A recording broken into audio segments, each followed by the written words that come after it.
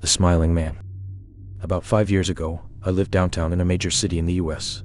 I've always been a night person, so I would often find myself bored after my roommate, who was decidedly not a night person, went to sleep. To pass the time, I used to go for long walks and spend the time thinking. I spent 4 years like that, walking alone at night, and never once had a reason to feel afraid.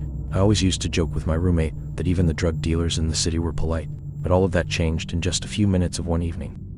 It was a Wednesday, somewhere between 1 and 2 in the morning, and I was walking near a police patrol park quite a ways from my apartment. It was a quiet night, even for a weeknight, with very little traffic and almost no one on foot. The park, as it was most nights, was completely empty.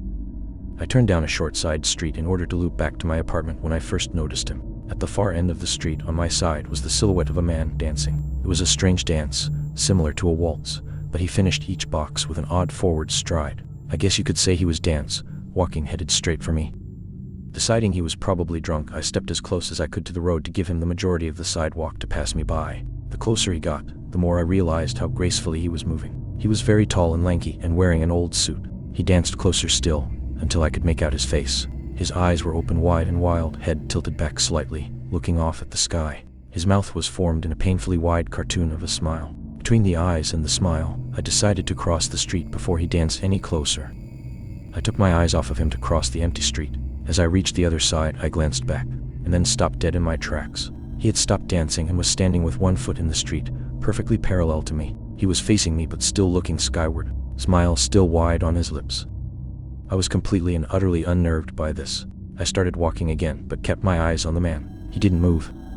Once I had put about half a block between us, I turned away from him for a moment to watch the sidewalk in front of me. The street and sidewalk ahead of me were completely empty. Still unnerved, I looked back to where he had been standing to find him gone. For the briefest of moments I felt relieved, until I noticed him. He had crossed the street, and was now slightly crouched down. I couldn't tell for sure due to the distance and the shadows, but I was certain he was facing me. I had looked away from him for no more than 10 seconds, so it was clear that he had moved fast.